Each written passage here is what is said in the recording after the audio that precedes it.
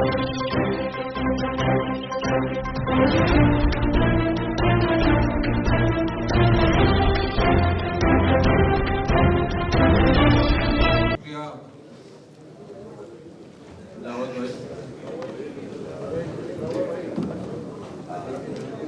वालेकुम रहमतुल्लाहि व बरकातहू। खाना आ गया है तो थकान उतारिए, और राशन के बीच में भाषण नहीं आएगा। मैं बस 5 मिनट में जो है अपनी बात को रखूंगा। भारत माता की जय हो, भारत माता की जय हो, वंदे मातरम, वंदे मातरम। मंच पर तशरीफ फरमा भारतीय जनता पार्टी ओबीसी मोर्चा के राष्ट्रीय सदस्य, अल्पसंख्यक आयोग के पूर्व राष्ट्रीय उपाध्यक्ष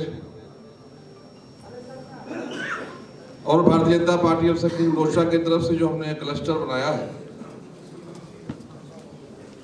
उस क्लस्टर में महाराष्ट्र, गुजरात, गोवा, दीव दमन और जयपुर के प्रभारी मोहतरम जनाब आतिफ रशीद साहब, अगर कौम के लिए जज्बा देखनी है तो आतिफ भाई से देखिए।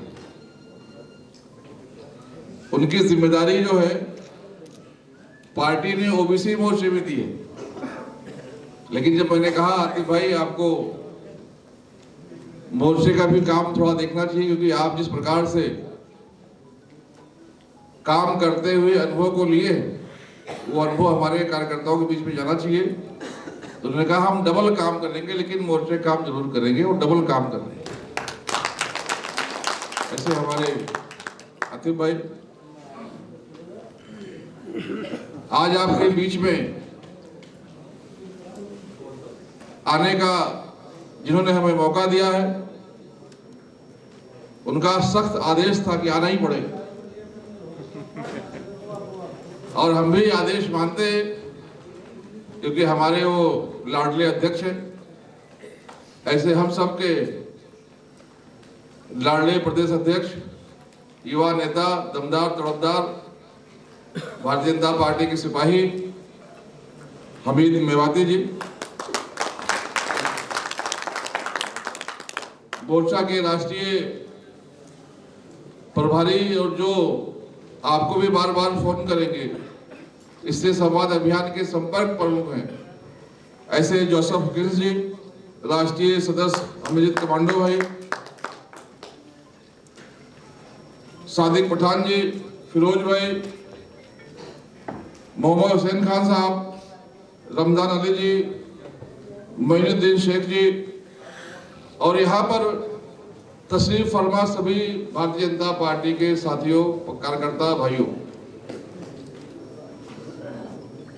हम लोग आज यहाँ पर बैठे हैं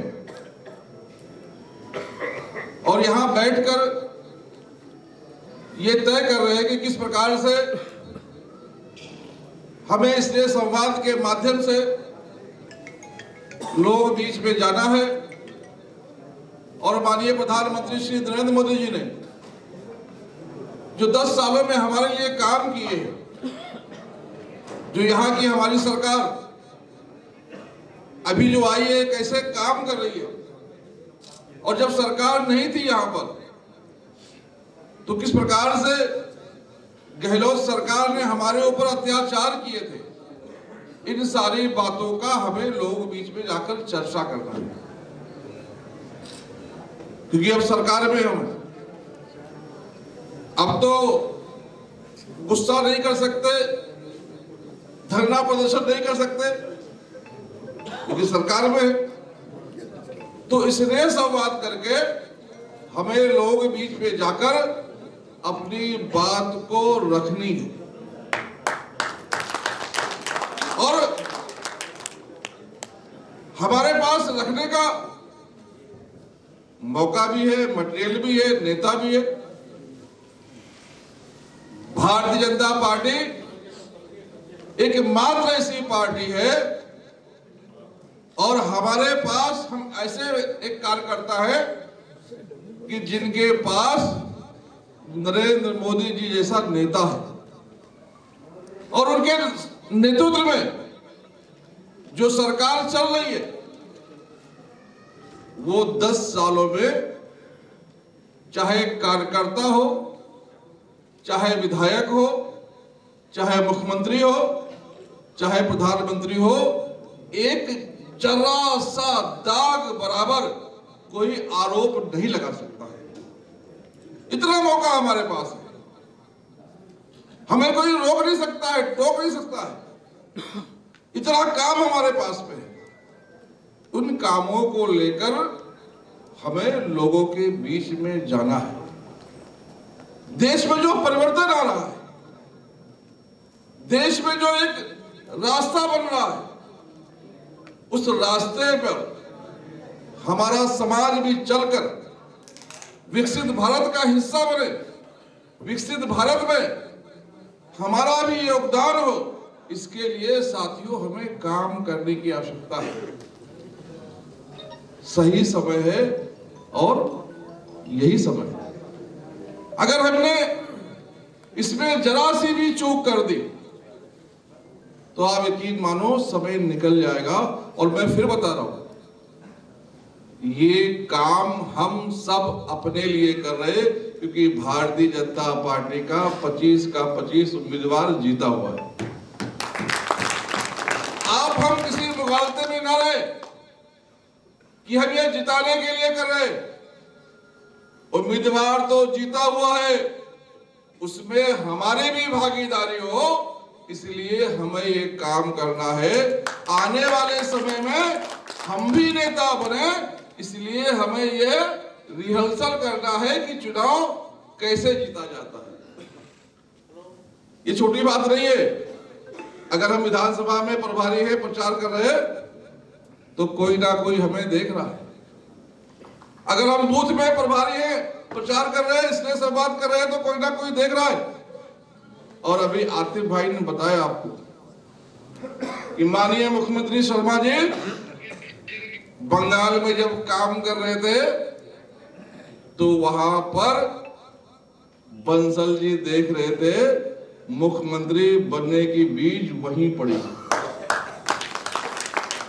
आने वाले समय में हमें पार्षद बनना है, हमें विधायक बनना है, हमें मंत्री बनना है, तो उसके बीजारोपण का समय भी ये लोकसभा का चुनाव है। साथियों, मैं आपको बता दूं,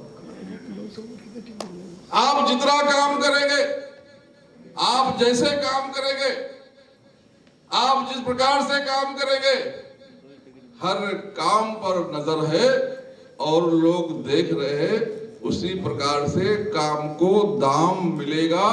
फिर आगे मत कहना मैं तो 20 साल से हूं, 25 साल से हूं, लेकिन पार्टी ने मुझे सम्मिलित नहीं किया। क्योंकि जिस प्रकार से बाहर से आने वाले लोगों की संख्या है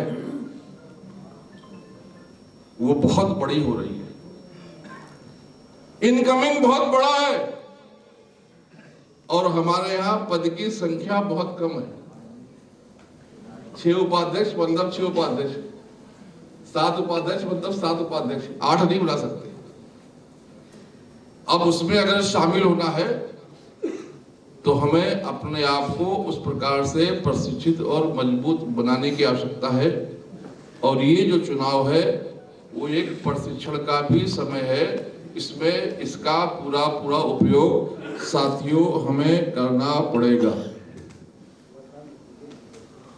मैं तो यहां से शुरुआत करूंगा। मैं नागपुर से हूं, मेरा विधानसभा दक्षिण नागपुर है, मेरा बूथ नंबर 41 है। पिछली बार वहां पर 600 वोट मिला था, इसलिए इस बार कितना वोट मिलेगा मुझे बताना पड़ेगा। मैं नहीं पूछूंगा कि आपको आपके विधानसभा का बूथ नंबर पता है कि नहीं पता है, मैं उसमें नहीं जाऊंगा, क्योंकि हो सकता है अभी तक आपका ध्यान ना गया हो, कोई जरूरी नहीं कि सबको सब पता हो। हम इसलिए यहां पर बैठे हैं, सीखने बैठे हैं। पर मैं आपसे विनती करूंगा कि आज यहां से जाने के बाद आपका अपना बूथ नंबर कितना है उसको निकाल ले। उस बूथ पर कितने वोट मिले थे पिछली बार उसको भी निकाल ले। उस बूथ में किस समाज के कितने लोग हैं उसका भी निकाल ले। और उस बूथ पर कितना वोट पड़ेगा उसको भी निकाल ले। आने वाले समय में ये हमें दिखाकर बताने की आवश्यकता है कि हम कहां से कहां पहुंच गए हैं। वैसे राजस्थान के लोग दिखाने में विश्वास नहीं करते, मुझे पता है।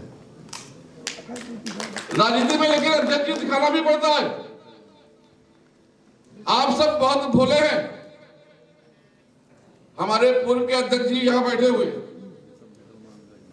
ये इतिहास रच दिए। पंचायत के और स्थानीय निकाय के चुनाव में 400 से ज्यादा उम्मीदवार जीत कर आए। लेकिन आज भी ज्यादा ही मैं बोलता हूं, मुझे मालूम नहीं 399 आए कि 405 आए, हम उसको गिन नहीं पाए। हम उसको गिनकर ऐसे एक सत्कार नहीं करवा पाए, हम दिखा नहीं पाए। मैंने माननीय प्रधानमंत्री जी से बहुत सारी बातें सीखी हैं। एक बात ये भी सीखी है कि ईमानदारी से किए हुए काम को लोगों के बीच में दिखाओ। और जब किसी को सोशल मीडिया नहीं पता था तब प्रधानमंत्री जी सोशल मीडिया का उपयोग करते थे। आज उनकी टेक्नोलॉजी देखिए। अभी हमारे नागपुर में 2 दिन पहले आए थे, 20 लोग उनको रिसीव करने गए थे, 20 लोग उनको छोड़ने गए थे। वो 20 लोगों को फोटो जो था वो निकाले और उसको नमो ऐप पे अपलोड कर दिया। वो 20 लोग वहां से डाउनलोड करके सब अपना स्टेटस लगाए हुए। कार्यकर्ता का प्रधानमंत्री के साथ फोटो है, मामूली बात है। ये जो कमी है हमारे अंदर, ये हम दिखा नहीं पाते, हमें दिखाने की भी आवश्यकता है। अभी लोकसभा, अभी विधानसभा का चुनाव हुआ, लोग कहते थे बहुत विपरीत परिस्थिति है। अमित मेवाती भाई ने 40 विधानसभाओं में और आप सबने पसीने बहाए, खून भी बहाए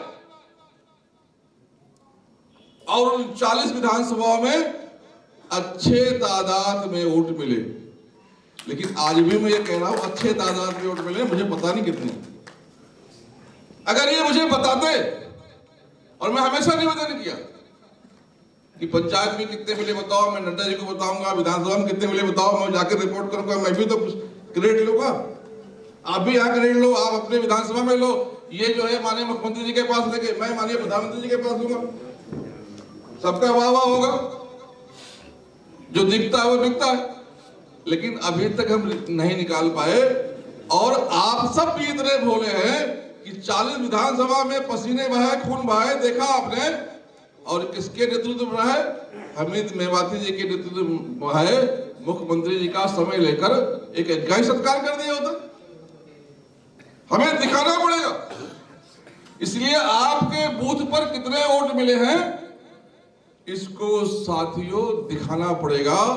यही समय है, सही समय है। आपने देखा अभी टिकट के बंटवारे हुए, कितने लोगों के टिकट कट गए, एक से एक दिग्गज लोग। और ऐसे लोगों को भी प्रधानमंत्री ने साफ कर दिया जो हमारे मेहनत में पानी फेर देते थे। आपने प्रधानमंत्री जी के संदेश को देखा है। प्रधानमंत्री जी ने साफ संदेश दिया है, अब सिर्फ विकास करने वाला, विकास की बात करने वाला ही भारतीय जनता पार्टी में काम करके आगे बढ़ सकता है। एक जो नए भारत के निर्माण का काम माननीय प्रधानमंत्री जी ने शुरू किया है, भारत कैसा हो, भारत के लोग कैसे हो, भारत की राजनीति कैसा हो, इसमें हमें आगे बढ़कर माननीय प्रधानमंत्री जी को अपने समाज के साथ सपोर्ट करना होगा। अगर नहीं करेंगे तो फिर से वही राजनीति घूम के आ जाएगी। जैसे राजा के घर में राजा पैदा होता था, जैसे यहां पर नेता के घर में नेता पैदा होता था, फिर से कोई भजनलाल पैदा नहीं होगा। हमें माननीय प्रधानमंत्री जी को ताकत देनी होगी। हमें समाज में जाकर इसलिए संवाद के माध्यम से उनके बात को बताना होगा कि माननीय प्रधानमंत्री जी जब खड़े होते हैं लोकसभा के चौखट पर, जो सबसे बड़ा मंदिर है, और वहां जब उनसे पूछते हैं पत्रकार कि आपका धर्म ग्रंथ क्या है, तो कहते हैं हमारा धर्म ग्रंथ क्या है, पता है क्या है? आपको नहीं पता है? संविधान है। हमारा धर्म ग्रंथ संविधान है। प्रधानमंत्री जी हमेशा कहते हैं इस देश में सिर्फ दो धर्म है, एक धर्म खुदा के मानने वालों का और एक धर्म खुदा के ना मानने वालों का। रास्ते अलग अलग हो सकते हैं, पूजा पद्धति अलग अलग हो सकती है, लेकिन जाते तो हम वही है ना। कोई नमस्कार करता है, कोई दुआ मांगता है, कोई सजदा करता है, कोई पूजा करता है। हमें इस बंटवारे को समेटने की आवश्यकता, हमें लोगों के बीच में जाना है कि आपकी पूजा पद्धति कोई भी हो, इस देश में अलग अलग धर्मों को मानने वाले लोग हैं, लेकिन ये मुल्क ऐसा है कि यहां सभी धर्मों को सम्मान है। और माननीय प्रधानमंत्री श्री नरेंद्र मोदी जी ने हमेशा अपने बातों में, अपने कामों में, अपने फैसलों में इसको दिखाने का काम किया है। अब अगर कोई देख ना सके तो हम कुछ नहीं कर सकते। वो पहले प्रधानमंत्री थे, जब कहते थे, वैसे तो मौन थे, रहते थे अक्सर, लेकिन जब खड़े होते थे बोलते थे कि यहाँ के संसाधन पर सबसे पहला अधिकार किसका है, तो मुसलमानों का है। बेचारे हिंदू भाई गुस्सा हो जाते थे, रे इनकी तो बड़ी पूछ हो रही है। वो हमें समझते थे कि ये तो लूट रहे देश को, लेकिन हमारे हाथ क्या आता था?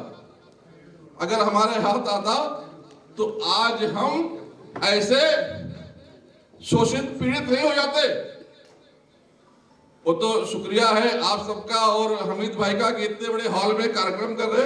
हम तो पहली बार इतने बड़े हॉल में कार्यक्रम में आए हैं अल्पसंख्यक मोर्चे के।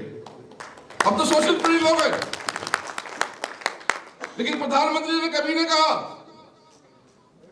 किसी भी के लिए कहीं नहीं कहा कि इनका पहला अधिकार है, लेकिन योजनाओं के माध्यम से सबसे ज्यादा अगर किसी को मिला है तो वो अल्पसंख्यक और मुस्लिम समाज को मिला है, क्योंकि प्रधानमंत्री जी की योजनाएं गरीब कल्याण के लिए थी, गरीब को समर्पित थी, और सबसे ज्यादा गरीब हम ही हैं। वो कहते नहीं है लेकिन करते हैं। अभी टिकट बंटवारे को देख लो, जिन्होंने विकासवादी राजनीति को धक्का लगाने का काम किया था, प्रधानमंत्री जी ने उनको धक्का करके बाहर कर दिया। इस विकासवादी राजनीति में हमें सबको सहभागी होना है। जो परिवारवाद के खिलाफ माननीय प्रधानमंत्री जी ने हंटर चलाया है, उसमें हमें उनको ताकत देनी है, और इन सब के लिए हमें लोगों के बीच में जाकर संवाद करने की आवश्यकता है। अभी महामंत्री जी ने टीम की घोषणा की है, सबकी जिम्मेदारी दी है। मेरा आप सबसे हाथ जोड़ के निवेदन है, प्लीज आप सब जाना, अपने अपने जिले में जाना, मेहनत करना, बात करना, लोगों से जाकर चर्चा करना। लोग राह देख रहे कोई आए। आप विश्वास करें, मैं देश भर में प्रवास करता हूं, आप सबके दुआओं से, आशीर्वाद से आज तक किसी ने उंगली नहीं उठाया है कि तुम किस पार्टी में काम करते हो, तुम्हारी पार्टी तो हमारा नुकसान कर दिया। कहीं मुझे शर्मिंदा नहीं होना पड़ा है, हर जगह सम्मान मिलता है। अगर ऐसे वक्त हम काम नहीं कर पाए तो इससे अच्छा वक्त कोई नहीं आएगा। ये अमृत काल है भारतीय जनता पार्टी का। भारतीय जनता पार्टी 3 कालों में विकसित हुई है। एक वो काल था जो पंडित दीनदयाल उपाध्याय जी का और श्यामा प्रसाद मुखर्जी का था, जब उनको शहीद होना पड़ा। हमें आपको शहीद भी नहीं होना है। जो दूसरा काम था अटल बिहारी वाजपेयी जी और आडवाणी जी का था, जहां पे उन्होंने खून बहाए, पसीने बहाए, संघर्ष किए, सड़क पर आए, आंदोलन किए, क्या क्या नहीं किए। उनको भी ऐसे हॉल में मीटिंग नहीं होती थी। और एक काल है प्रधानमंत्री श्री नरेंद्र मोदी जी का, जहां पर ऐसे मौज ही मौज है। उस काल के कार्यकर्ता हम लोग हैं। अगर ऐसे में हम काम नहीं कर पाए तो आने वाली पीढ़ी हमें माफ नहीं करेगी।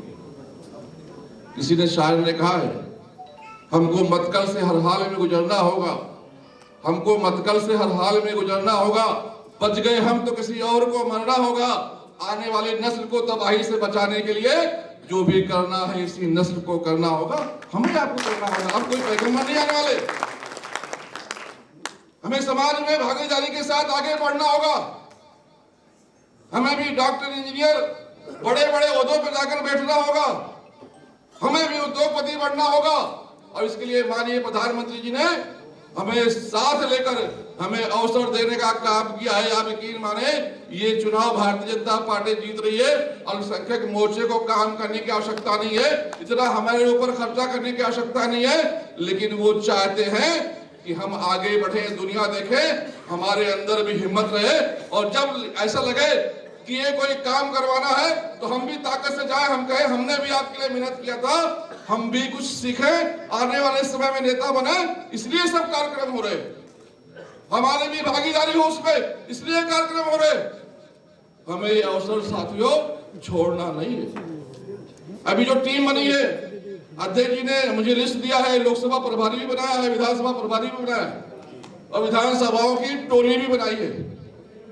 मेरा आप सबसे निवेदन है, क्योंकि अब समय नहीं है, 11-12 तारीख के बाद रमजान शरीफ शुरू हो जाएगा।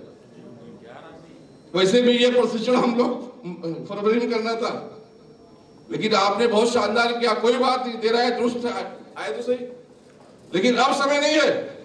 मेरा आप सबसे निवेदन है, हो सके तो जो जिले का प्रशिक्षण है,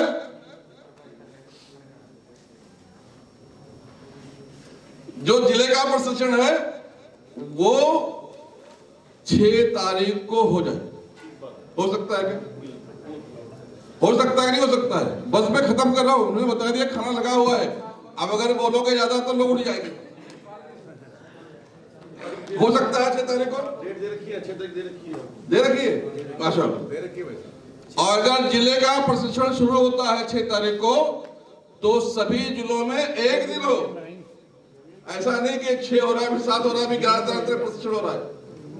और अगर प्रशिक्षण हो जाता है 6 तारीख को, तो 7, 8, 9, 10, 11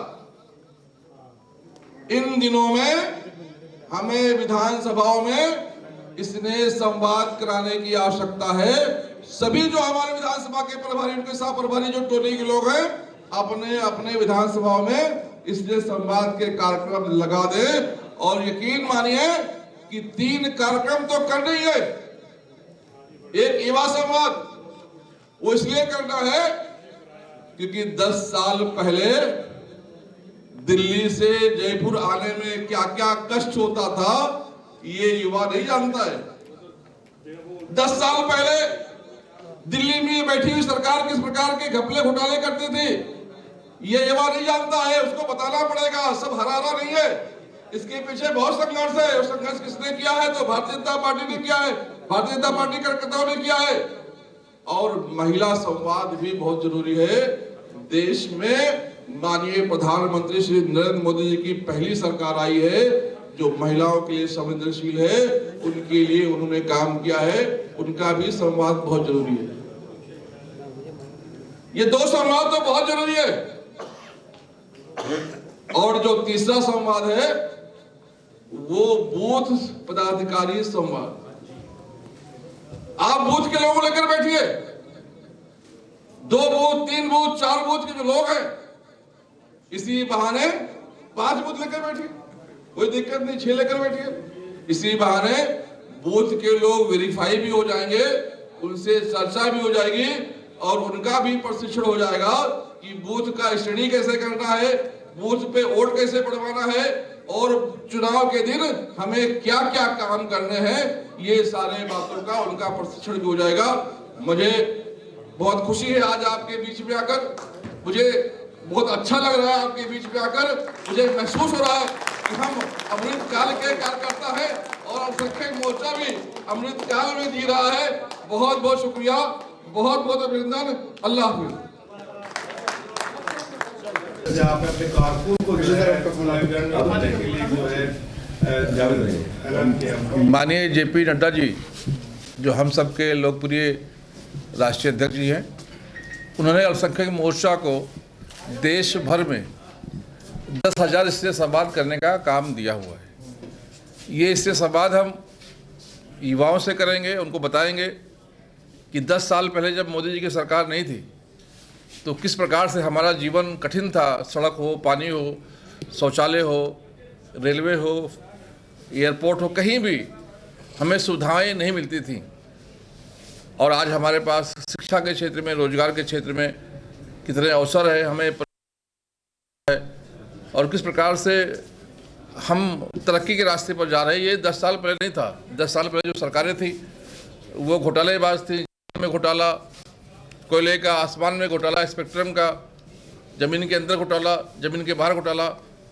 तो ये जो हम देख रहे हैं आज अमृत काल का भारत, ये बताएंगे। माननीय प्रधानमंत्री जी ने युवाओं के लिए कैसा काम किया है। माननीय मुख्यमंत्री जी भजन लाल जी यहाँ पर किस प्रकार से सत्ता में आने के बाद राजस्थान बदला है। इसके पहले जो सरकार थी अशोक गहलोत जी की, किस प्रकार से युवाओं को लाठी मारती थी, किस प्रकार से युवाओं का अपमान करती थी। ये सारी बातें हम चर्चा करेंगे। महिलाओं से चर्चा करेंगे, इससे संवाद करेंगे। महिलाओं के लिए माननीय प्रधानमंत्री जी ने किस प्रकार से व्यवस्था की है, उसमें विकास की मुख्य धारा में किस प्रकार से शामिल किया है, इसके बारे में बात करेंगे। सूफी संतों से इसने संवाद करेंगे। माननीय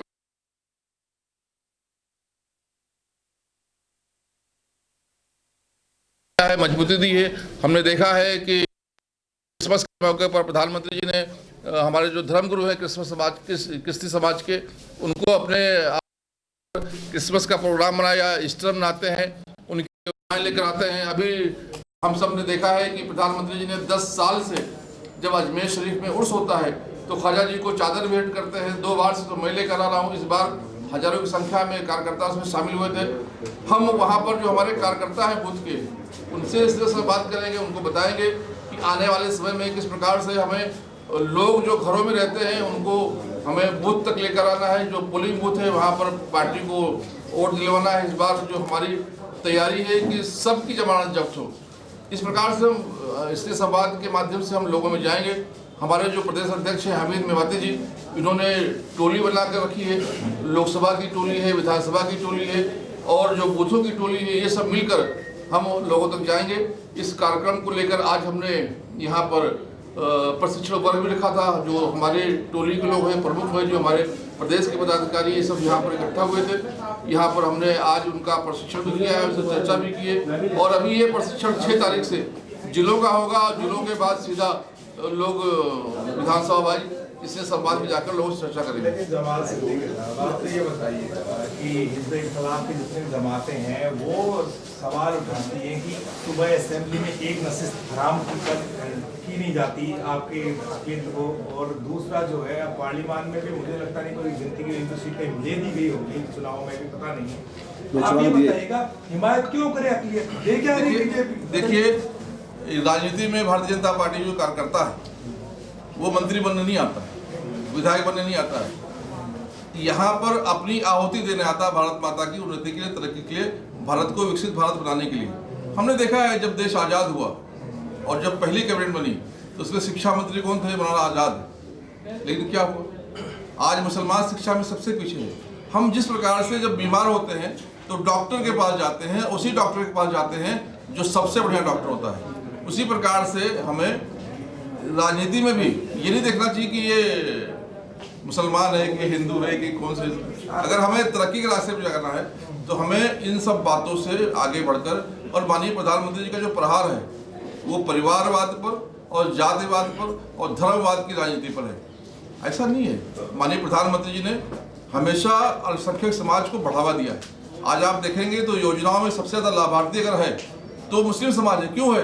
क्योंकि प्रधानमंत्री की योजना है, सरकार है, वो गरीब कल्याण को समर्पित है और सबसे ज़्यादा गरीब मुसलमान है। राजनीति में भी आप किसी प्रदेश में देख लें, अभी यहाँ भी देख लें, जो हमारा चुनाव हुआ लोकल बॉडीज का, स्थानीय निकाय के चुनाव में 400 से ज़्यादा पार्षद चुन कर आए हैं।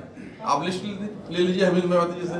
तो जो खस्ता हाल कांग्रेस ने करके रखा था हमारा, जिस प्रकार से शिक्षा के क्षेत्र में हम पीछे थे, प्रधानमंत्री जी आए, माननीय मुख्यमंत्री जी भजन लाल जी अब योजनाओं के माध्यम से अल्पसंख्यक समाज का शिक्षा क्षेत्र में आगे लेकर जा रहे हैं। जिस प्रकार रोजगार में योजनाओं के माध्यम से मुद्रा योजना, स्टार्टअप योजना, अक्सरियत बनाम अकलियत की जो पॉलिटिक्स हो रही है, क्या आप इसे ठीक मानते हैं? मैं ठीक मानता हूं, क्योंकि अक्सरियत उसकी है जो राष्ट्रवादी है, जो भारत माता की जय बोलता है, जो भारत माता को अपनी माँ मानता है, इसको मिट्टी का सिर्फ टुकड़ा नहीं मानता।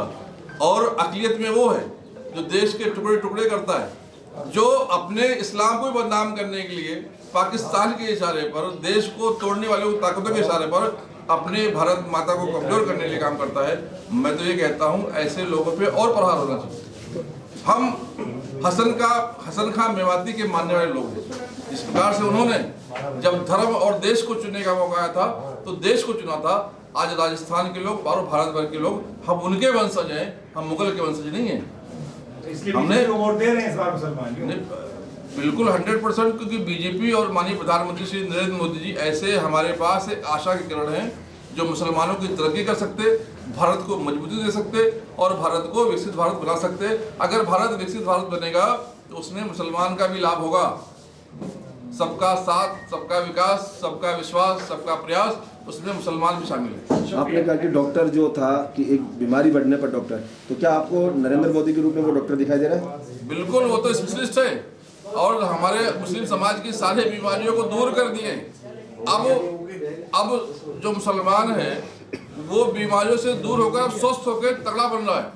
और मुझे यकीन है आने वाले 5 साल में सबसे तगड़ा समाज अगर कोई बनेगा तो मुस्लिम समाज होगा।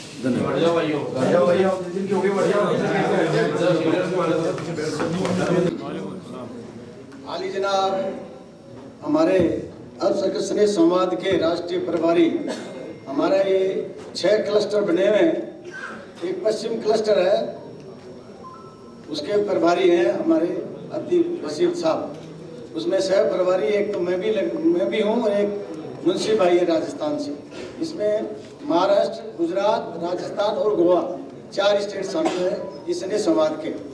उसका हमारे राष्ट्रीय प्रभारी जतीश साहब, हमारे मोर्चे के राष्ट्रीय उपाध्यक्ष एच खान साहब, हमारे प्रदेश अध्यक्ष, डायनेमिक प्रदेश अध्यक्ष हमीद भाई और मेरे साथी सादिक भाई और प्रदेश के प्रभारी मोर्चा के और कमांडो साहब, डायनेमिक इंसान सभी, और मेरे सामने बैठे हुए, मैं सोचता हूँ मेरे साथ काम किए काफ़ी लोग अभी भी हैं, आते हैं पार्टी में और सक्रिय है। मैं सभी का स्वागत करता हूँ और धन्यवाद करता हूँ। वैसे मोर्चे की कार्य समिति भी है और अल्पसंख्यक समाज के जो लोकसभा के प्रभारी बनाए वो भी लोग आए। ये जो लोकसभा प्रभारी बनाएंगे, ये लोकसभा के चुनाव की तैयारी शुरू होगी, प्रत्याशी भी घोषित हो गए। उसी हिसाब से हमारे प्रभारी जी जो हमें काम देंगे वो काम भी करेंगे और आप भी ये नारे भी लगा रहे हैं और माहौल भी बन गया है। और देश का जो माहौल के हिसाब से राजस्थान से 25 की 25 सीटें जीते, ये मोर्चा कभी पीछे नहीं रहा और रहेगा।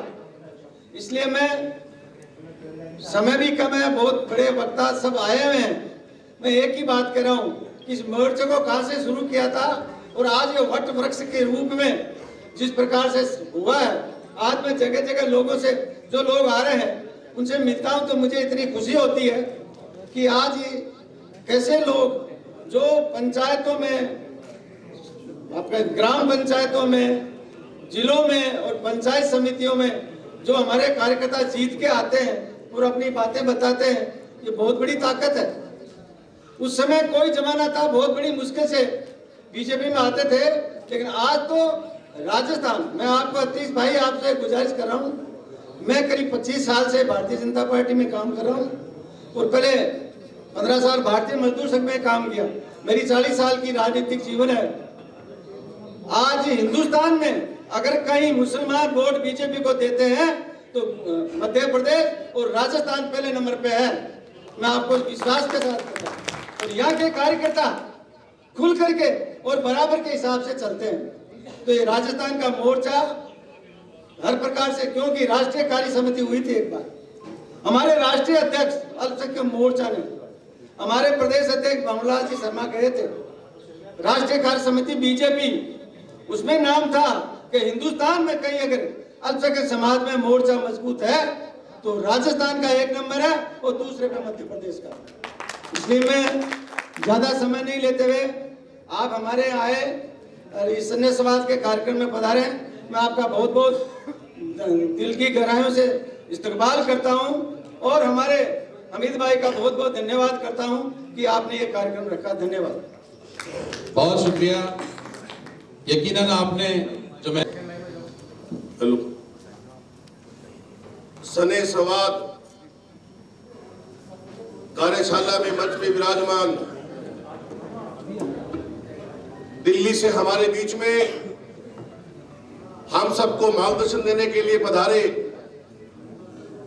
हमें नई दिशा देने के लिए पधारे, पसमादा के इशू पे बड़ा ग्रास रूट से जो काम कर रहे हैं, ऐसे हमारे इस कार्यक्रम के भी राष्ट्रीय प्रभारी जनाब राशिद साहब,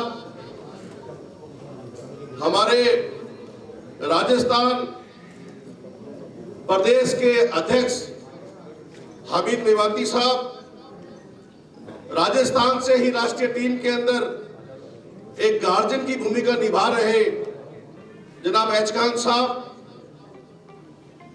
और जिनकी लियाकत और अदब के चर्चे पूरे राजस्थान में कार्यकर्ता बार बार करता है, ऐसे मजीद मलिक कमांडो साहब, अपनी मर्द भाषिता और मिलनसारिता के पहचाने जाने वाले जनाब सादिक साहब, पूर्व अध्यक्ष जनाब फिरोज साहब, महामंत्री के रूप में चित्तौड़ की धरती से आए भाई एमडी शेख साहब, मेरे साथी जनाब जावेद कुरैशी साहब,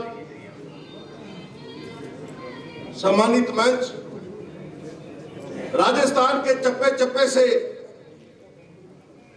सिरोही से लेकर श्री गंगानगर तक, जोधपुर से लेकर झुंझुनू तक, जैसलमेर तक, पूरे प्रदेश से आए मेरे कार्यकर्ता, मेरे जिले के, मेरे प्रदेश के तमाम पदाधिकारी भाइयों और नौजवान साथियों,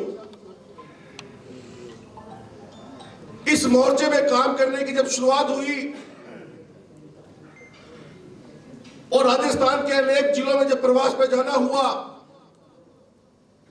फिरोज साहब की बात कहीं गलत नहीं है कि राजस्थान के एक कार्यकर्ता, इस बात के लिए पूरे हिंदुस्तान में मिसाल दी जाती है कि विभिन्न प्रतिकूल परिस्थितियों के बावजूद, तमाम अनुकूल प्रतिकूल परिस्थितियों के बावजूद अपने बूथ पे खड़ा रहता है, गले में भारतीय जनता पार्टी का पटका लिए, राष्ट्रवाद की भावना से ओतप्रोत होते हुए, अपने दीन ईमान की रक्षा करते हुए बूथ पे खड़ा रहता है। इस राजस्थान का भारतीय जनता पार्टी मोर्चे का कार्यकर्ता माना जाता है। हमें इस बात की खुशी होती है, हमें इस बात की प्रसन्नता होती है कि जब ये मंच में जो लोग बैठे हैं, जब छोटे कार्यकर्ता को टिकट दिलाने की बात आती है, कई बोर्ड मंडलों में, कमेटियों में रिप्रेजेंटेशन दिलाने की बात आती है, ये जो मंच पे लोग बैठे हैं, ये कार्यकर्ता के हित की बात करते हैं। हमें खुशी होती है इनकी अगुवाई में काम करते हुए। अनेक कार्यक्रम राजस्थान अल्पसंख्यक मोर्चा को मिले, जब राज में नहीं थे तो सड़क पे मेहनत करते थे, सड़क से लेकर संसद तक मोर्चे की गूंज होती थी कि राजस्थान के अंदर गहलोत सरकार उखाड़ फेंकने के अंदर इस मोर्चे की बहुत बड़ी भूमिका रही है। अगर कोई मंडल में बैठा कार्यकर्ता है, कोई गांव में बैठा कार्यकर्ता है, आज राजस्थान के अंदर भाजपा की जो सरकार बनी है, एक एक मोर्चे के कार्यकर्ता ने दिन रात एक किए हैं, एक एक मोर्चे के कार्यकर्ता ने अपना जुनून लगाया है। आज राशिद साहब आए हैं, हमें एक कार्यक्रम मिला है। इस कार्यक्रम के प्रभारियों की घोषणा भी होगी, लेकिन जैसा कि आप लोग जानते हैं हमें करना क्या है, एक सनेसवाद करना है। हमें बताना है कि मोदी जी की नीतियों ने किस प्रकार से देश के अंदर काम किया है, किस प्रकार से इस माइनॉरिटी वर्ग के लिए काम किया है, ये तमाम नेता बताएंगे। जनाब, आपने बोलने का मौका दिया और मेरे मोर्चों के कार्यकर्ताओं से मुझे रूबरू होने का मौका मिला। आपका बहुत बहुत शुक्रिया, धन्यवाद, जय हिंद। बहुत शुक्रिया। अस्सलाम वालेकुम वरहमतुल्लाहि वबरकातुहू। सलाम का जवाब देना।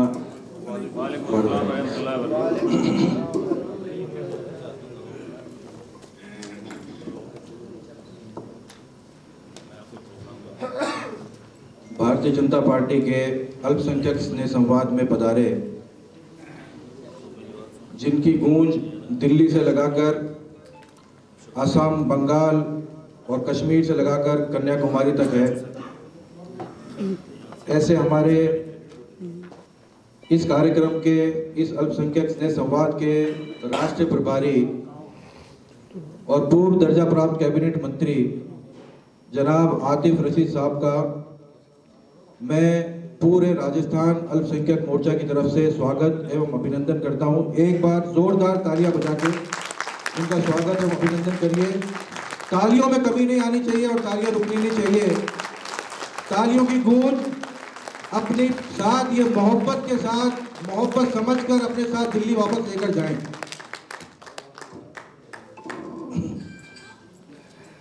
भारतीय जनता पार्टी राजस्थान के यशस्वी, काबिल, हुनरमंद,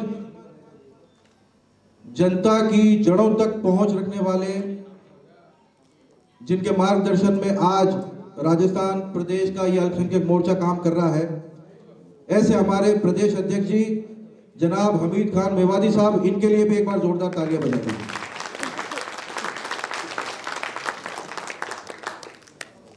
मोर्चे के राष्ट्रीय उपाध्यक्ष, संगठन में अपनी गहरी पैठ रखने वाले जनाब हुसैन खान साहब तशरीफ फरमा, इनके लिए भी एक बार जोरदार तालियां, इनका भी स्वागत और अभिनंदन करते हैं।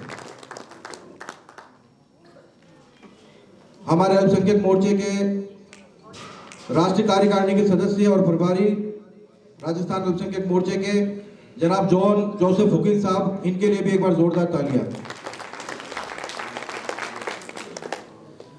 जिन्होंने राजस्थान में मेरी एंट्री करवाई, मुझे प्रदेश उपाध्यक्ष का दायित्व दिया और समय समय पर मेरा मार्गदर्शन करने वाले जनाब एम सादिक खान साहब के लिए जोरदार तालियां बजा दीजिए।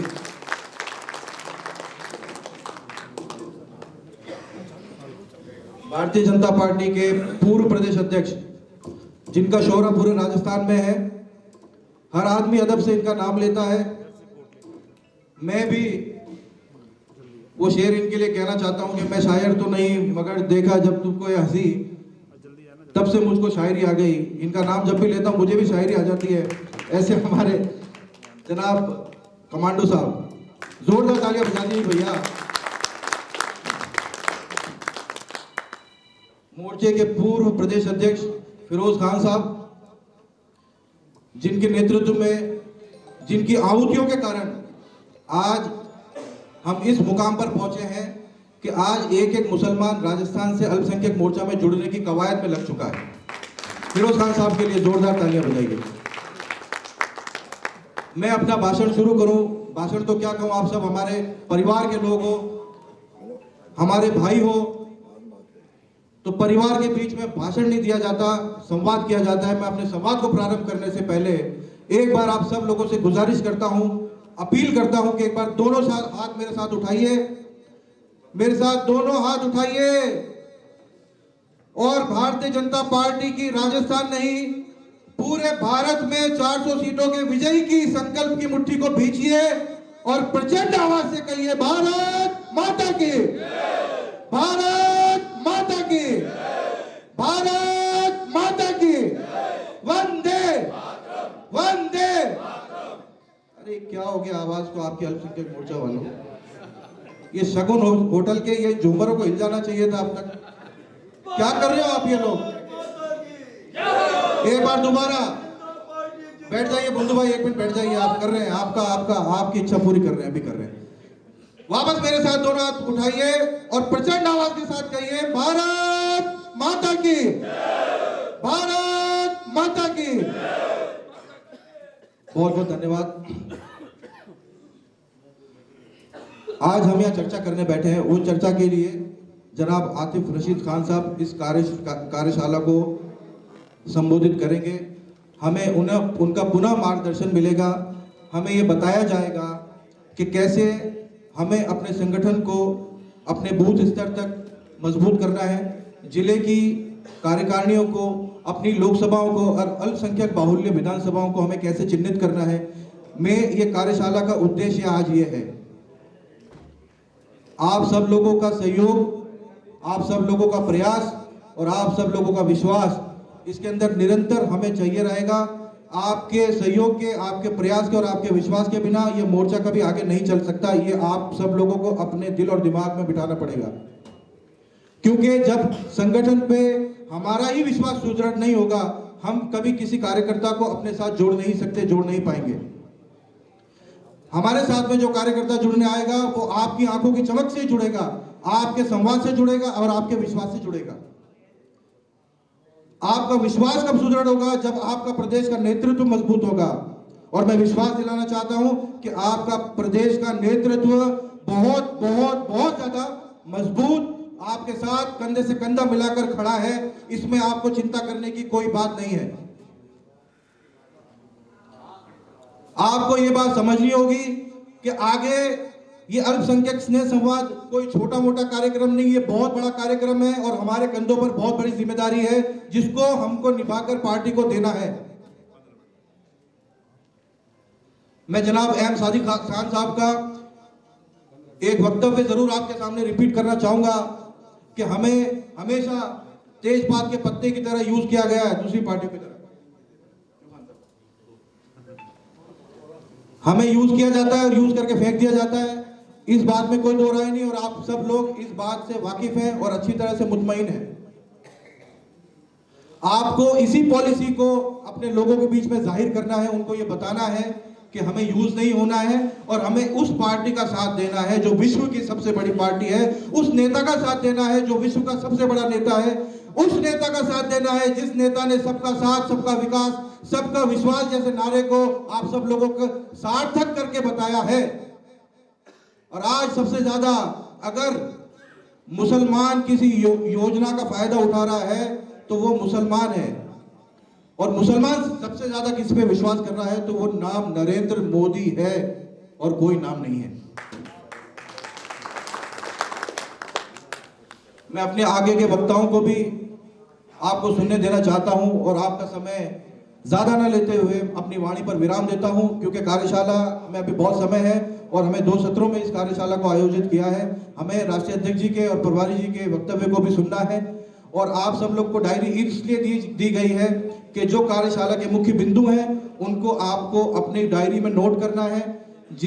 प्रदेश की तरफ से प्रदेश पदाधिकारियों को जिले के प्रभारी के रूप में कल नियुक्त किया गया है। उसकी घोषणा अभी आप सब लोगों के सामने की जाएगी कि कौन सा प्रदेश का पदाधिकारी कौन से जिले में आएगा। आपको ट्यूनिंग बिठा के काम करना है और वो 1 या 2 दिन का प्रवास आपके जिलों में जब करेंगे तो उनका पूर्णतः आपको साथ देना है और इस कार्यक्रम को सफल और सुदृढ़ बनाना है। बहुत बहुत धन्यवाद। अस्सलाम वालेकुम। भारत माता की जय। बहुत शुक्रिया। इसी कड़ी में हमारे प्रभारी जोसेफ जॉन हुकीम से गुजारिश करूंगा कि आप आएं और अपने शब्दों से अपने कार्यकर्ताओं का मार्गदर्शन दें। जनाब जोसेफ जॉन हुकीम साहब हमारे प्रभारी, तालियां एक बार जोरदार। देखो आपके सामने एक ऐसी हस्ती बैठी है कि आपकी किसी भी चीज को वो ये इग्नोर नहीं करेंगे। ऐसा नहीं कि आप कोई गलती करें और कहेंगे नहीं, बराबर कहेंगे, ध्यान रखना। इसलिए गलती करो ही मत ताकि आपको कहने का मौका नहीं मिला। अतीब साहब बहुत शुक्रिया। धन्यवाद भाई साहब। इस कार्यक्रम में उपस्थित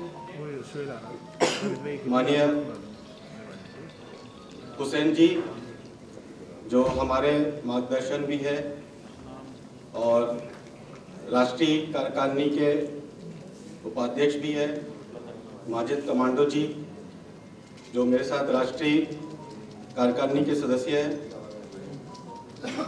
आतिफ रशीद जी, जो इस कार्यक्रम, जो सूफी सम्मेलन हम ये जो कार्यक्रम कर रहे हैं, इसके वेस्ट जोन के प्रभारी है, और वेस्ट जोन में राजस्थान, गुजरात, दमन एंड दीव, गोवा और राजस्थान, ये सभी प्रदेश का पूरा काम, रिपोर्टिंग और मॉनिटरिंग ये माननीय आतिफ रशीद जी देख रहे हैं। श्री हमीद मेवाती जी, जो यहाँ राजस्थान के, मैं कहना चाहूँगा कि ऐसे शख्सियत है जिसके लिए कहने के लिए मेरे पास ज़्यादा लफ्ज़ नहीं है, क्योंकि मैंने देखा हूँ महामंत्री के रूप में भी और अब हमारे प्रदेश के अध्यक्ष के रूप में उनको काम करते हुए मैंने बहुत नज़दीक से देखा हूँ, और कई बार मुझे मौका मिला कि उनके साथ प्रवास करते हुए मैंने उनको काम करते हुए देखा हूँ। इसलिए ऐसे हमारे प्रदेश अध्यक्ष जो दिन रात पार्टी के कार्यकर्ताओं के और हम सबके चिंतन भी है, और साथ में अपने काम को बहुत ईमानदारी के साथ करते हैं। मुझे मौका मिला कि इससे पहले मोहम्मद सादिक खान जी, हमारे जो प्रदेश अध्यक्ष थे, उनके साथ भी काम करने का मुझे अवसर मिला। वे भी इसी प्रकार के हमारा भारतीय जनता पार्टी के जुझारू प्रदेश अध्यक्ष रहे,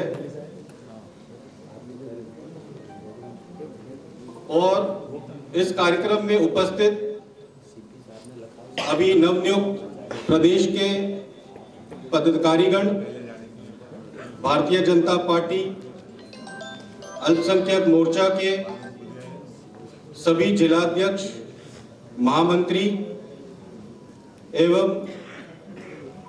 मंच पे बैठे हमारे साथीगण, इससे पहले कि मैं आपको इस कार्यक्रम के बारे में थोड़ी सी जानकारी दूं, मैं आप सबसे पूछना चाहूँगा कि आप सब ने सरल ऐप अभी तक आपके मोबाइल पे डाउनलोड किए हैं या नहीं किए? जिसने सरल ऐप डाउनलोड किए वो सरल ऐप का ऐप खोल दीजिए और वो मुझे दिखा दीजिए अपने मोबाइल पे।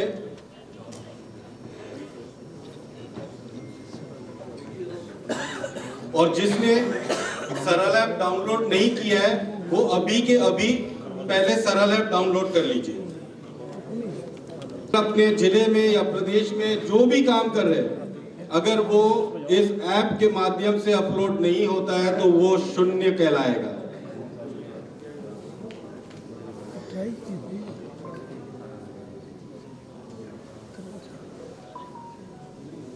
जिन जिन के ऐप अपलोड हो गए तो हाथ ऊपर कर दीजिए, और जिसके पास ऑलरेडी हो गए।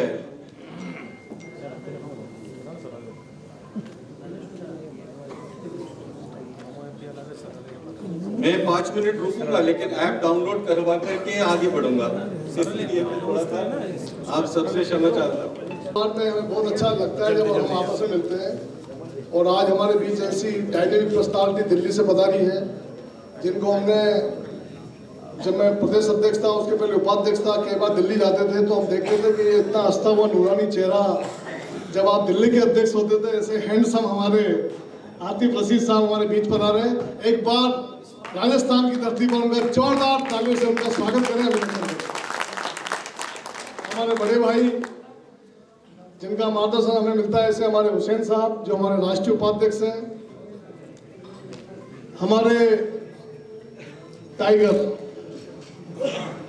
फिरोज साहब ने बहुत मेहनत की। अभी सादिक भाई बता रहे थे रोडवेज में जाते थे, तो वास्तव में फिरोज भाई ने जो बोया है उसको हम आज फसल को खा रहे हैं। तो फिरोज साहब हमारे यहाँ विराजमान हैं।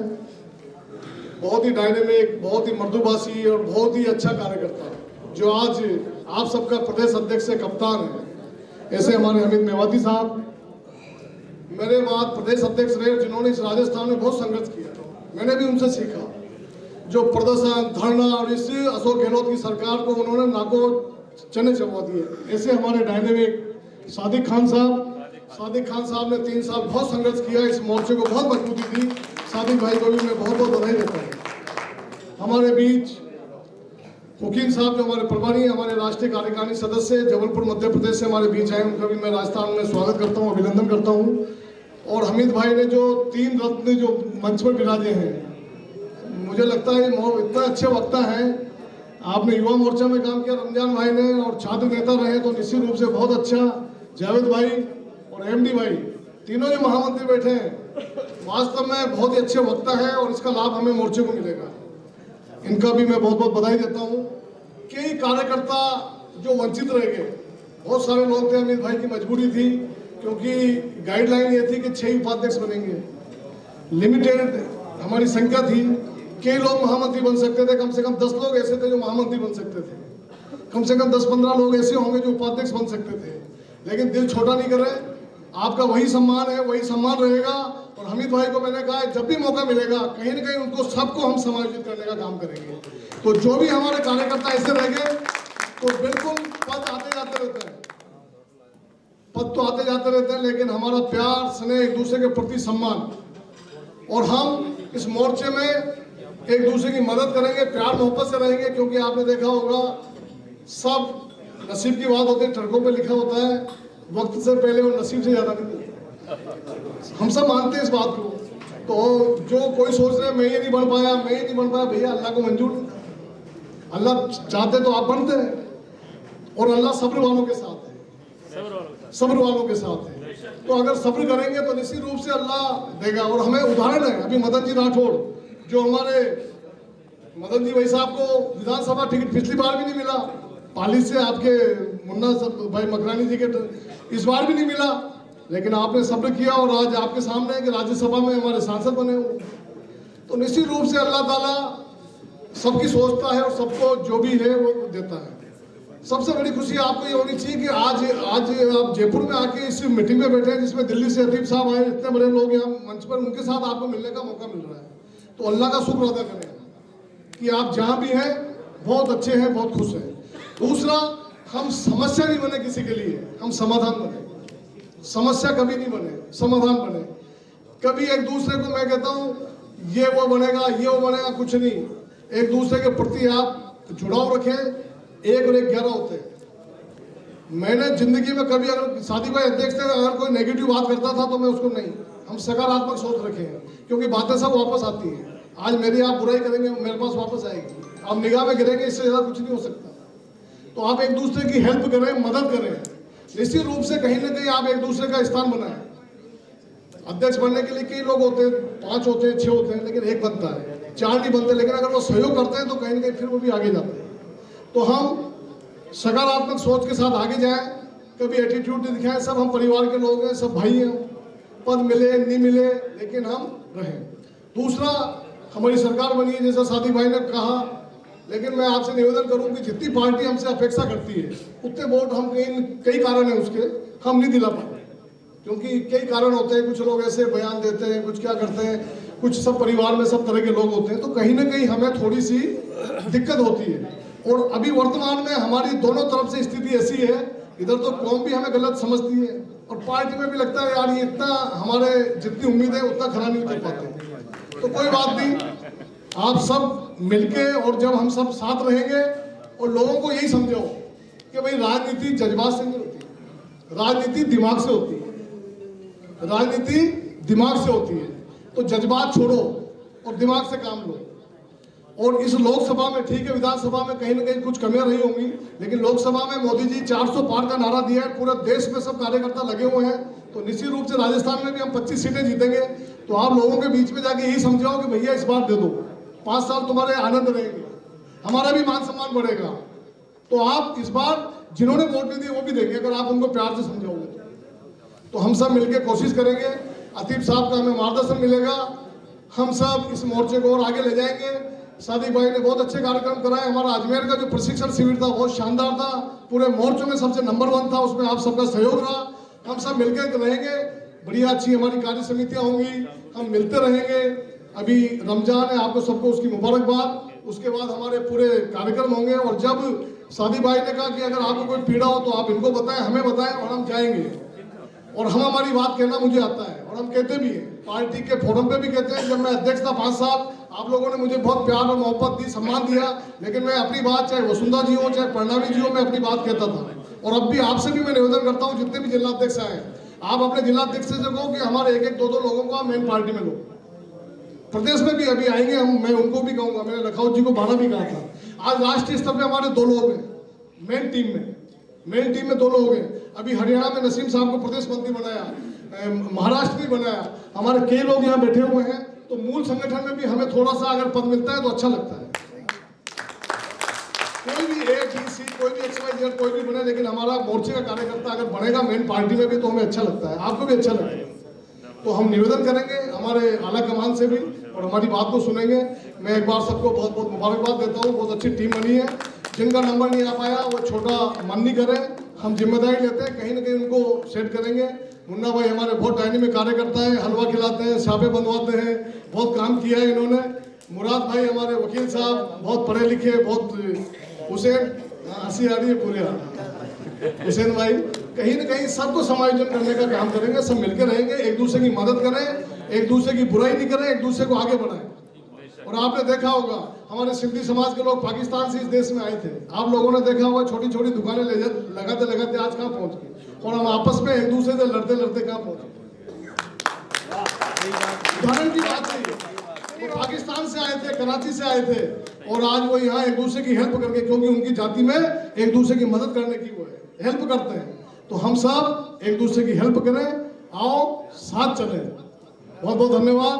पुनः मैं आतिफ रशीद साहब का और जमाल साहब हमारे बीच पधारेंगे, उनका बहुत बहुत स्वागत करता हूँ। बहुत बहुत धन्यवाद। जय हिंद, जय भारत, जय जय अल्पसंख्यक मोर्चा। Thank you.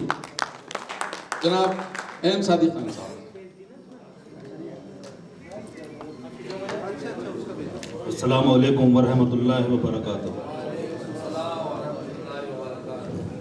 एक शेर सुना के अपनी बात शुरू करूंगा। एक तो मैं हमारे प्रभारी हॉकिन साहब से गुजारिश करूंगा कि भाई साहब 1 साल तक हम लोग ये चक्कर खाते रहे कि आप जयपुर में रहते हैं और आप कोई फोन नहीं करते। हमारे अध्यक्ष जी भी शामिल हैं उसमें, सांगानेर के हमारे कार्यकर्ता। मैं आपसे गुजारिश करूंगा आप खड़े होइए। मैं कम से कम 50 बार ये सोच रहा हूँ, मैंने यार हॉकिन साहब जयपुर में, ये मुझे कहीं भी मिलते और मैं इनसे कहता मेरे हॉकिन साहब आप क्या कर रहे हो जयपुर में, फोन क्यों नहीं करते? आप देखो सिर्फ बालों का फर्क है, बाकी कोई फर्क है क्या?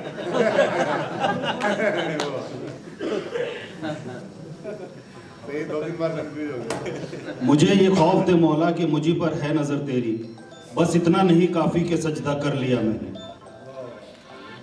अल्लाह के एक खिलाफत का दौर था भैया हजरत अली का, तो कानून व्यवस्था थोड़ी कमजोर थी। तो उनके जो सिपा सालार थे उन्होंने कहा कि अल्लाह के नबी के जमाने में तो कानून व्यवस्था बहुत दमदार थी, अभी इस वक्त ऐसा क्या हो रहा है कि आपके दौर में ये थोड़ी कमजोर हुई है। तो उन्होंने ये कहा कि अल्लाह के नबी का सिपा सालार मैं था और मेरे सिपा सालार आप हो। तो मैं आप सबसे गुजारिश करूंगा कि आप ऐसे सिपा सालार बने जैसे मेरे साथ रही मेरी पूरी प्रदेश की टीम, और आज जो प्रदेश के अध्यक्ष है हमीद खान मेवाती साहब, आप ऐसे सिपा सालार बने कि अगर आपके अध्यक्ष ने कोई बात सोच ली है तो हाँ यार ये काम मुझे करना है। आप ऐसे सिपा सालार बने कि जिस तरीके से मैंने हमीद भाई को रात के चाहे 2 बज रहे हो चाहे सुबह के 6 बज रहे हो, मैंने जब भी कोई काम बताया इनको, कभी मैंने ना सुना ही नहीं। मुझे नहीं पता कि कभी मैंने इनके मुंह से कोई ना सुना हो या इनको जज्बात में आते हुए देखा हो। उसके अलावा जिस टीम ने मेरे साथ काम किया, मैं आप सबका भी बहुत तहे दिल से शुक्रिया अदा करूंगा कि आपने बहुत दमदारी से काम किया। मैं किसी एक का नाम लूंगा तो दूसरे की अहमियत कम होगी, इसलिए मैं आप सबके लिए भी गुजारिश करूंगा कि एक इस पूरी टीम के लिए जोरदार तालियां बजाएं, जिन्होंने हम सबको दौड़ना सिखाया, चलना सिखाया उंगली पकड़कर। फिरोज खान साहब, सतत संघर्ष किया उन्होंने और वीआरएस लेकर वो भारतीय जनता पार्टी में प्रदेश के अध्यक्ष बने।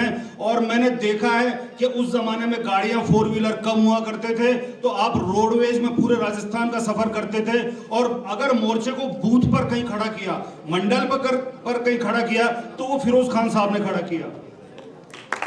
कमांडो साहब, मैं सच बता रहा हूं, मैं 3 साल अध्यक्ष रहा, मैंने कभी भी कोई बात रखी उनके सामने या मैंने कोई प्रोग्राम करने की सोची तो हमेशा उनका फोन आया, सादिक भाई फिक्र मत करना, मैं खड़ा हुआ हूं, चाहे आपका अजमेर का बड़ा प्रोग्राम रहा हो या कोटा का प्रोग्राम रहा हो या बीकानेर का रहा हो या जोधपुर का रहा हो। हमेशा उन्होंने मुझे कहा कि परवाही मत करना, मैं आपके साथ खड़ा हुआ हूं, आप मुझे बता देना कि कहां क्या जरूरत है। मैं कैसे भूल जाऊंगा इन 2-3 लोगों को जिन्होंने मेरे कार्यकाल में अहम भूमिका निभाई। आतिफ रशीद साहब, ऐश खान साहब, मैं ऐश खान साहब का भी जिक्र करूंगा कि जयपुर में जितने प्रोग्राम हुए, इनकी तीनों होटलें अल्पसंख्यक मोर्चा के काम में आती रही हैं। और मैं भाई साहब आपसे गुजारिश करूंगा कि आगे भी आप इसी तरीके से अल्पसंख्यक मोर्चा पर अपना हाथ रखें। मगर एक दूसरी बात ये ध्यान रखें कि बिल कभी नहीं देंगे हम आपको। हमारे हकीम साहब, आप भी बहुत माशाल्लाह जज्बाती कार्यकर्ता हैं, सक्रिय कार्यकर्ता हैं। एक बड़ा प्रेशर है मेरे ऊपर एक वाकया सुनाने का, हमेशा सुनाता हूं मगर मुझे 2-3 लोगों ने बाकायदा मोबाइल पर मैसेज किया कि वाकया आप सुना दें। कोई भाषण नहीं करूंगा मैं, भाई उसी के साथ अपनी बात खत्म करूंगा। सन 1857 के गदर का वाकया है, क्योंकि हमारे पास आतिफ साहब और हमीद साहब बैठे हुए हैं, ये बताएंगे आपको स्नेह सवाल। मेरी आदत है मैं ऐसा कुछ ना कुछ सुनाता जरूर हूं। भाई 1857 का जो गदर हुआ उसमें बहादुर शाह जफर सदारत कर रहे थे उसकी, और अंग्रेज ने उनको कैद किया और बर्मा में रंगून के जेल में पटक दिया। और ये कहा अंग्रेज ने कि आप हमारी शर्तें मान लीजिए तो हम आपको वापस दिल्ली के तख्त पर बिठा देंगे, वरना यहीं सड़ा के मार देंगे। बादशाह रहे हुए थे, आप सोच नहीं सकते कि राजा बादशाहों का क्या दौर रहा होगा। हम सिर्फ तसव्वुर कर सकते हैं कि क्या उनका रहा होगा, कि क्योंकि आज का पाकिस्तान, बांग्लादेश, अफगानिस्तान और बर्मा, ये सब हिंदुस्तान की बॉर्डर में हुआ करते थे और उनका एक जलवा हुआ करता था। नहीं मानी उन्होंने शर्तें, क्योंकि राज करे हुए थे, बादशाह थे। आखिरकार अंग्रेज जब परेशान हुआ तो उनके 2 जवान पोते 18 और 20 साल के, उनकी बीनाई कम हो चुकी थी बहादुर शाह जफर साहब की, तो उनके 2 पोतों को उन्होंने उनकी गर्दन काटी और उनका तश्तरी में रखकर और उनकी गर्दनें पेश की सुबह के वक्त। बादशाह को कहा कि भाई आपके नाश्ते का टाइम है, आप नाश्ता शुरू कीजिए। तो उन्होंने जब जैसे हाथ लगाया तो उनको पता लगा कि यार ये तो कोई गर्दन है कटी हुई किसी की। तो किसी ने बताया कि आपके 2 पोते हैं। तो अंग्रेज के जो उस वक्त जो थे, उन्होंने कहा दम दमे में दम नहीं, अब खैर मांगो जान की, ऐ जफर ठंडी हुई शमशीर हिंदुस्तान की। आप यकीन जानिए कि उन बुजुर्ग ने क्या जवाब दिया, जिसके 2 पोते, क्योंकि पोतों को आप जानते हैं कि एक जो दादा है वो अपने पोतों को क्या मोहब्बत करता है। जो लोग दादा बन चुके होंगे वो इस बात को समझते होंगे कि दम दमे में दम नहीं, अब खैर मांगो जान की, ऐ जफर ठंडी हुई शमशीर हिंदुस्तान की। उन्होंने जवाब दिया कि गाजियों में बू रहेगी जब तक ईमान की, तख्ते लंदन तक चलेगी तोप हिंदुस्तान की। हम ऐसे बुजुर्गों को नस्लें हैं, हम ऐसे बुजुर्गों को मानने वाले हैं। इसलिए मेरे भाई, अपने आप को कमजोर मत जानिए। ये पार्टी जितनी किसी और की है उतनी ही गफ्फार सत्तार जब्बार की भी है। ये पार्टी जितनी किसी रामश्याम बदन गोपाल की है उतनी ही आपकी भी है, उतनी ही मेरी है। राजस्थान के 115 एमएलए हैं। आप यकीन जानिए कि 115 एमएलए में कम से कम 45 से 50 एमएलए हैं जो माइनॉरिटी के वोटों से जीत कर आए हुए हैं। इसलिए झिझकिए मत, आप डरिए मत इनसे, आप अपनी बात कहने में रुकिए मत, आप जाइए इनके पास, आप सचिवालय में अपना काम लेकर जाइए कि भाई साहब हमने 5 साल संघर्ष किया है, आप कार्यकर्ता थे, आपको टिकट मिल गया, आप मंत्री बन गए, इसलिए आप सचिवालय में बैठे हैं। आपको हमारे काम करने पड़ेंगे। अगर कोई मंत्री, कोई एमएलए आपके काम के लिए मना करता है, आप मुझे फोन कीजिए, आप प्रदेश अध्यक्ष जी को फोन कीजिए, आप कमांडो साहब को फोन कीजिए, आप प्रदेश की टीम को फोन कीजिए। भाई साहब फला मंत्री काम नहीं कर रहा है, कैसे नहीं करेगा वो मंत्री काम? आपने मेहनत करी है, आपकी बूथों पर पार्टी जीती है, आपके मंडलों में पार्टी जीती है, इसलिए आप कहीं कोई मत झिझकिए। और अगर 5 साल आप घर बैठ गए तो आप अपना वजूद खो देंगे। कोई घर बुलाने नहीं आएगा आपको राजनीति में, आपको जाना पड़ेगा, आपको गाड़ी उठानी पड़ेगी, आपको संघर्ष करना पड़ेगा। पहले हमें जाना पड़ता था पूरे राजस्थान में, आज आपको सिर्फ जयपुर आना है, सचिवालय जाना है। आप अपने क्षेत्रीय विधायक की डिजायर लीजिए, आप अपने जिला के अध्यक्ष की डिजायर लीजिए। भाई साहब मेरे फला रिश्तेदार का ट्रांसफर है, मेरे फला रिश्तेदार की पोस्टिंग है, भूल जाइए सीवर को, भूल जाइए सड़क को। कभी चुनाव इसलिए नहीं लड़ा जाता है कि आपको सीवर या सड़क बनानी है, चुनाव लड़ा जाता है आने वाली नस्लों के लिए। भूल जाएंगे लोग आपको, ये सड़क सीवर होती रहेगी, मगर अगर आपने अपने रिश्तेदारों के ट्रांसपोर्ट पोस्टिंग नहीं करवाए, अपने बच्चों के दाखिले नहीं करवाए, आप अपना वजूद खो देंगे, अपने मोहल्ले में अपना वजूद खो देंगे, अपने मंडल में अपना वजूद खो देंगे। इसलिए आप संघर्ष कीजिए जब तक हमारी सरकार है, बिल्कुल कोई झिझकने की बात नहीं। मैं कह रहा हूं आपको, ये अध्यक्ष जी बैठे हैं, ये इन्होंने खूब संघर्ष किया है, इसलिए आप काम बताने में मत झिझकिए। अपने बच्चों को पढ़ाई तक लेकर जाइए। पढ़ाई के बगैर अगर हम एजुकेशन में नहीं जाएंगे, हम मात खा जाएंगे। कहाँ एडमिशन नहीं हो रहा है आपके बच्चे का, कहाँ है उसके साथ अगर कोई नाइंसाफी हो रही है तो आप बताइए। आप सीएम साहब के पोर्टल पे डालिए, आप प्रदेश अध्यक्ष जी के पोर्टल पे डालिए कि साहब मेरे बच्चे के साथ ये अन्याय हो रहा है। एक आखिरी बात कहकर मैं अपनी बात खत्म करूंगा। बाबा साहब भीमराव अंबेडकर का दौर था, आपको स्कॉलरशिप मिला और आप पढ़ने गए अमेरिका और यूरोप। जब वापस आए तो वहां के जो चांसलर थे भाई साहब उनकी यूनिवर्सिटी के, उन्होंने हमारे प्रधानमंत्री को लेटर लिखा कि बहुत इंटेलिजेंट आदमी हमारी यूनिवर्सिटी से निकल के और आपके मुल्क में आ रहा है, आप इसको संभाल कर रखिए। और बाबा साहब अंबेडकर ने जब अपनी किताबें लिखना शुरू करी, 60,000 किताबें उन्होंने लिखी। उन्होंने एक बात उन्होंने लिखी, वो अपनी बिरादरी के लिए भी लिखी और हमारे लिए भी लिखी, वही बात कि शिक्षा जो है, तालीम जो है, वो शेरनी का दूध है, जो पिएगा वो दहाड़ेगा। शुक्रिया, जय हिंद, जय भारत। बहुत शुक्रिया। धन्यवाद देना चाहूंगा सबसे पहले मैं हमारे प्रदेश के अध्यक्ष माननीय सीपी जोशी जी का, अमित मेवाती जी का मुझे इस नई जिम्मेदारी के लिए, और हमीद भाई का मैं विशेष तौर पर धन्यवाद देना। मन अधिनायक जय हे भारत भाग्य विधाता, पंजाब सिंध गुजरात मराठा द्राविड़ उत्कल बंगा, विंध्य हिमाचल यमुना गंगा, उच्चल जलधि तरंगा, तब शुभ नामे जागे, तब शुभ आशीष मांगे, गाहे तब जय गाथा, जन गण मंगल दायक जय हे भारत भाग्य विधाता, जय हे जय हे जय हे, जय जय जय जय हे। जिलाध्यक्ष, आज का ये राजस्थान पूरे प्रदेश का अल्पसंख्यक संघ संवाद जो राजस्थान के प्रत्येक मंडल पर, प्रत्येक बूथ पर होनी है, उस काम को कैसे करना है, उसकी कार्यशाला में हमें मार्गदर्शन देने के लिए राष्ट्रीय अध्यक्ष जी पधारे हैं। अब मैं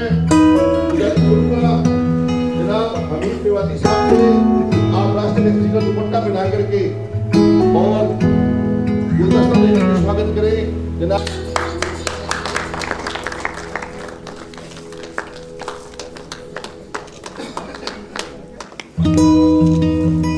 मेरा हमीद मेवाती जी से गुजारिश है कि इस कार्यक्रम के जो धन्यवाद से साहब बैठी है, आप हमीद जी से गुजारिश है कि जो इस कार्यक्रम के प्रभारी हैं जनाब आतिफ रशीद जी को भी दुपट्टा पहना करके गुलदस्ता देकर इस्तेमाल करें।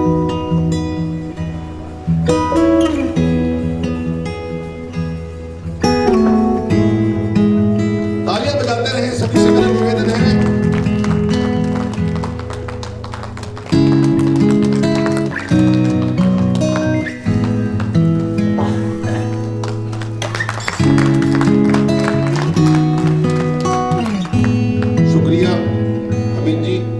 प्रदेश के उपाध्यक्ष सिकंदर भाई से गुजारिश है कि हमारे राष्ट्रीय उपाध्यक्ष एच खान साहब को दुपट्टा पहना करके स्वागत और इस्तेमाल करें। ताली बजाते रहे, हमारे एच खान साहब का कितना प्यार हमें मिलता है।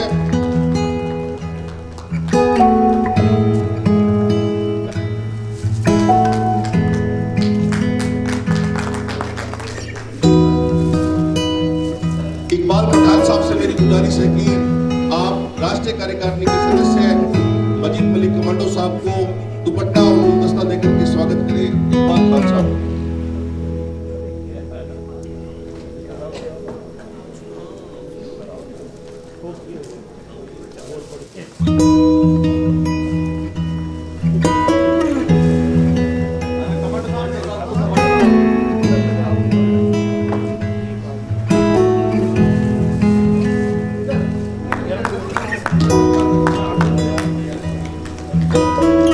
मेरी गुजारिश अयूब भाई से या जोगिंद साहब जो कि हमारे राष्ट्रीय कार्यकारिणी के सदस्य हैं, हमारे अतिथि हैं, जबलपुर मध्य प्रदेश से हैं, आपका भी दुपट्टा बना करके स्वागत करें।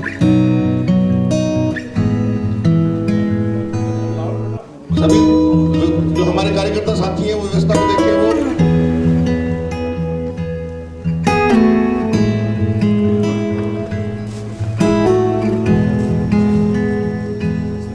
मुंशी भाई से मेरी गुजारिश है कि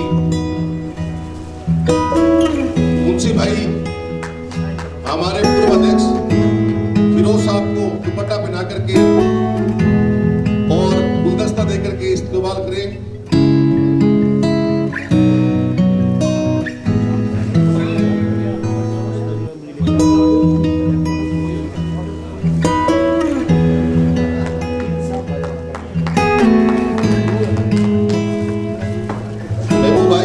महबूब कुरैशी जी से मेरी गुजारिश है कि हमारे मोर्चे के पूर्व अध्यक्ष एम सादिक साहब का दुपट्टा पहना करके स्वागत करें और गुलदस्ता भेंट करें। तालियां बजाते रहे, तालियों में कंजूसी ना बरते।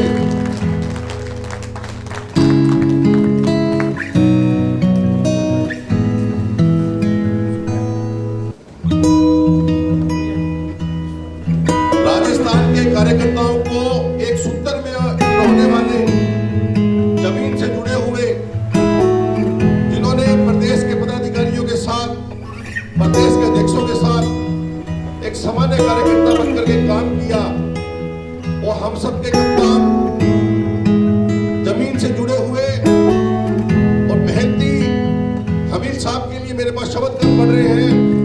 मैं मेरे प्रदेश के जो मंत्री हैं, जो प्रदेश के तमाम मंत्री बंधु भाई हैं, उनसे गुजारिश करूंगा कि मंच पर आ जाए आप, जो मोर्चे के प्रदेश मंत्री हैं, समस्त हाकिम साहब, बकार साहब, शहजाद भाई और जनाब हमीद मेवाती जी का, और सभी जोरदार ताली बजा करके। हमीद मेवाती जी एक ऐसे शख्स हैं जो पूरे राजस्थान के कार्यकर्ताओं से काफी प्यार करते हैं, मोहब्बत करते हैं। आनंद शौकीन साहब दुपट्टा दे के, गुलदस्ता दे करके।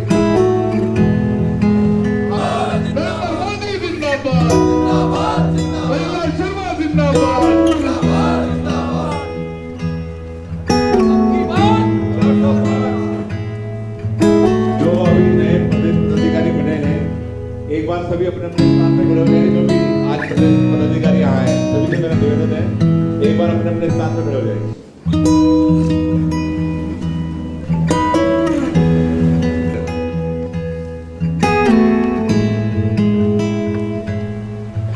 और जो लोकसभा के प्रभारी लगाए गए हैं, वो एक बार अपने अपने स्थान पे खड़े हो जाएंगे।